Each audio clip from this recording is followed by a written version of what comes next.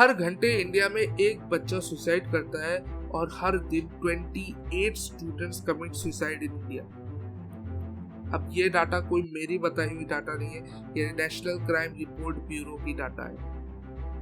अब ये चीज ऐसी क्यों है? Being the youngest nation in the world, India में ऐसी चीज बिल्कुल नहीं होनी चाहिए थी, बट ये है। इसका रीजन हमें क्या लगता है? हम सिंपल एग्जांपल दे सकते हैं एजुकेशन सिस्टम का, या फिर हम कह सकते हैं अनएम्प्लॉयमेंट। बट ये उतनी बड़ी प्रॉब्लम नहीं है जितनी बड़ी प्रॉब्लम आज हम डिस्कस करें। अगर आप मेरे वीडियोस का या फिर मेरे यूट्यूब चैनल का अबाउट सेक्शन देखो तो आपको चैनल के अबाउट सेक्शन में मिल जाएगा। मैंने इसी चीज के ऊपर बात की है और इसी चीज को कहीं ना कहीं सॉल्व करने के लिए ये पूरा चैनल बना हुआ है। बट मुझे लगता है कि मैंने कहीं ना कहीं इस चीज को कभी एड्रेस नहीं किया, जबकि पहली वीडियो मेरे चैनल पे यही होने वाली थी, but due to controversial topic मैंने स्किप कर दिया। फिर सोचा कभी और प्ले करेंगे इस चीज को या फिर इस वीडियो को अपलोड करेंगे, वो भी नहीं हुआ। फिर 2-3 वीडियोस अपलोड हुई, फिर मैं अपने डिजिटल मार्केटिंग सीरीज के ऊपर फोकस हो गया और मैंने ये वीडियो बिल्कुल अपलोड नहीं की। बट मुझे कहीं ना कहीं लगता है कि ऐसी वीडियोस की जरूरत है, तो आज मैं उसी चीज को स्टार्ट कर रहा हूँ इस हार्श टॉक सीरीज के साथ। बट ये हार्श टॉक सीरीज है क्या? यहाँ पर हम कुछ ऐसी चीजों के ऊपर बात करेंगे जिन चीजों के ऊपर कोई बात नहीं करता। आज के डेट का जो हमारा टॉपिक है हार्श टॉक सीरीज एपिसोड 1 का, वो है अंडर एम्प्लॉयमेंट। अब अंडर एम्प्लॉयमेंट इतनी बड़ी चीज क्यों है जिसके ऊपर बात करना जरूरी है?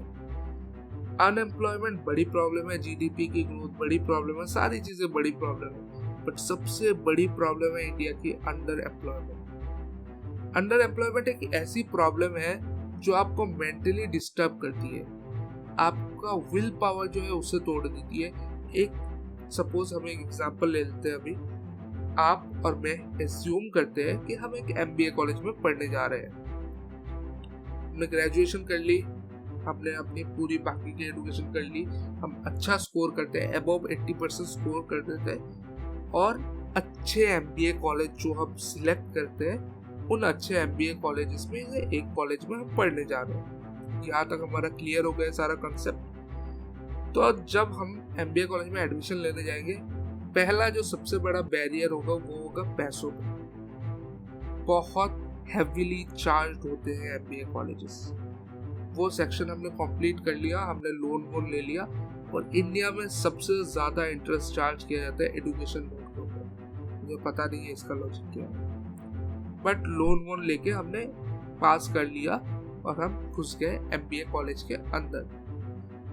अब हमने 5 साल अपने पूरी जी जान लगाई, अच्छी रैंकिंग लाई, अच्छे मार्क्स लाए। अब हमें प्लेसमेंट की बारी है। प्लेसमेंट में हमारे दिमाग में सिंपल सपना सच चुका है कि हम अच्छी प्लेसमेंट ले लेंगे, 2 लाख से लेके 5 लाख के अंदर हमारी मंथली सैलरी होगी। इतना हर बंदे का एक्सपेक्टेशन होता है एमबीए से। बट एंड रिजल्ट्स क्या निकलते हैं? जो एंड रिजल्ट्स निकलते हैं वो कहीं ना कहीं रेंज करते हैं 25,000 से लेकर 50,000 तक। Being a MBA graduate you are underemployed. देखो ये कैसे होता है। वो अंडर एम्प्लॉयड मतलब खतरनाक लेवल का अंडर एम्प्लॉयमेंट हो रहा है। यहाँ पे आपको जो जॉब मिलेंगी मोस्टली टायर 2 टायर 1 सिटीज में होंगी, ज्यादातर टायर 1 सिटीज में ही होंगी।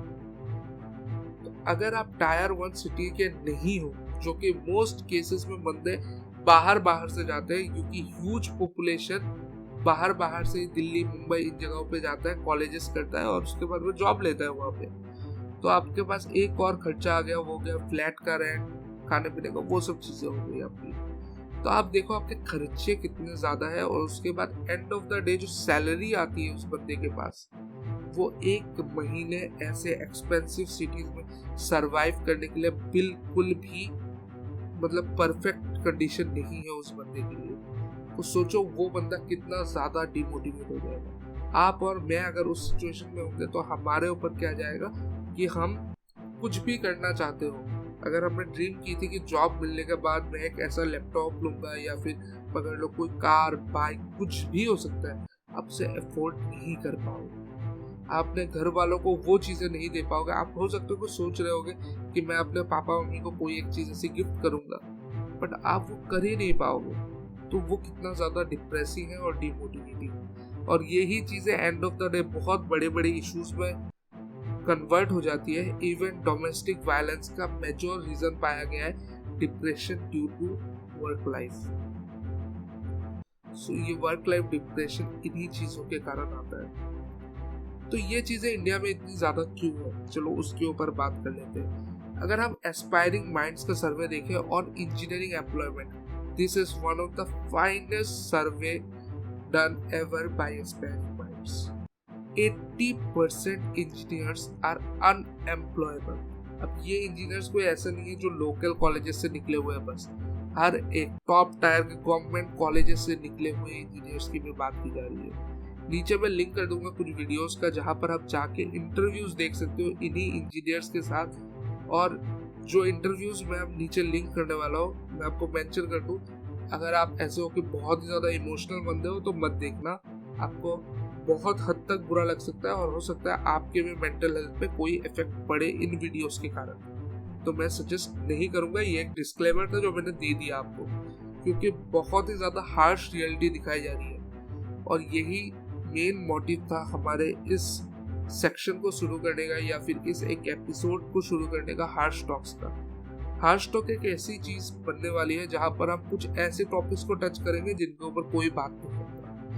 अब हम दूसरा आ जाते हैं एसोचेम इंडिया के सर्वे के ऊपर ऑन एमबीए ग्रेजुएट्स।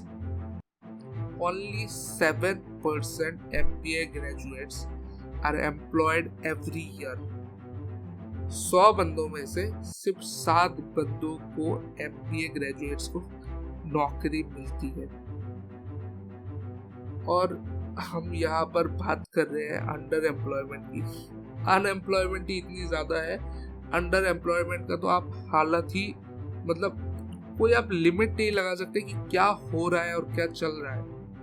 इन 7 में से भी कौन कौन अच्छे एम्प्लॉयमेंट फर्म में है, आप सब सोच के देखो। 1 या 2 होंगे जिनको उनकी डिजायर्ड सैलरी मिल रही होगी, और बाकी सब अंडर एम्प्लॉयड होते हैं। अब मैं ये नहीं कह रहा कि वो 1 और 2 है तो वो तो सक्सेसफुल हुआ, अच्छे से पढ़ो तो मिल जाए। हर कोई उतना अच्छा नहीं पढ़ सकता है, हर किसी की कैपेबिलिटीज अलग होती है। फिर भी क्यों, अगर ऐसा बात है कि अगर आप उतना अच्छा नहीं पढ़ सकते हो तो आप मत आओ। तो स्ट्रेट फॉरवर्ड एमबीए कॉलेजेस ये चीजें क्यों नहीं बताती है कि अगर आपके पास इतना कैपेबिलिटी नहीं है तो आप पैसे मत लगाओ, कुछ नहीं होने वाला, आपको इतनी की जॉब मिलेगी। क्यों लेते टाइम एडमिशन आप लाखों रुपए के सपने दिखाते हो? ये वाली प्रॉब्लम है।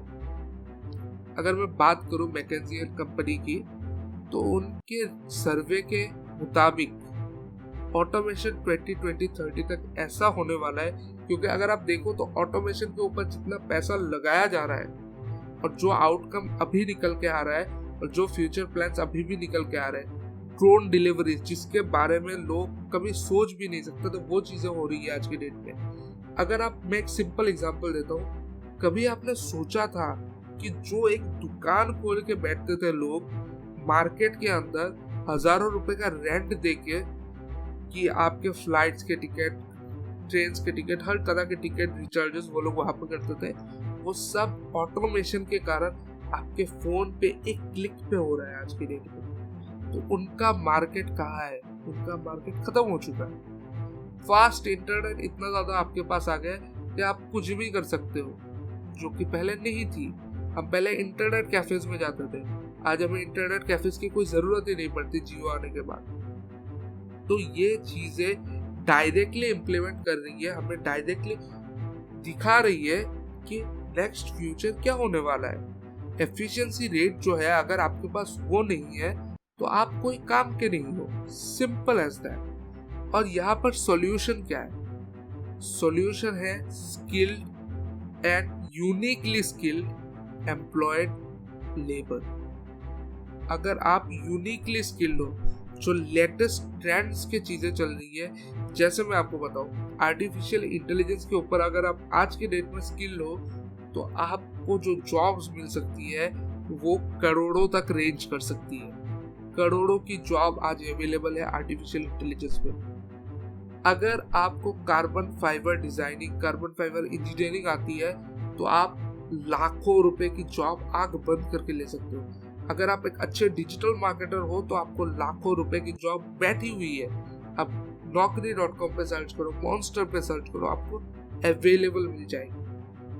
तो ये चीजें आपको समझनी पड़ेगी कि ट्रेंड किस तरफ है और मुझे अपने लिए क्या अच्छा है। तो आज का हार्श टॉक इसी के ऊपर था कि हमें क्या करना चाहिए और किन चीजों के ऊपर फोकस करना चाहिए। और अगर आपको कहीं भी लगा कि ये चीजें सही है और हमें इन चीजों के ऊपर फोकस करना चाहिए तो आप चैनल को सब्सक्राइब कर सकते हो, क्योंकि हम इन्हीं चीजों के ऊपर बात करते हैं। और हम डिजिटल मार्केटिंग के ऊपर अगर आप हर दिन का एक वीडियो भी देखोगे तो after 6 months I can guarantee that you will be earning a good amount of money. With this, I would like to end this video. और यह हार्श टॉक एपिसोड 1 था, जहाँ पर हमने कुछ चीज़ों के ऊपर बात की और नेक्स्ट एपिसोड्स में हम और भी चीज़ों के ऊपर बात करेंगे।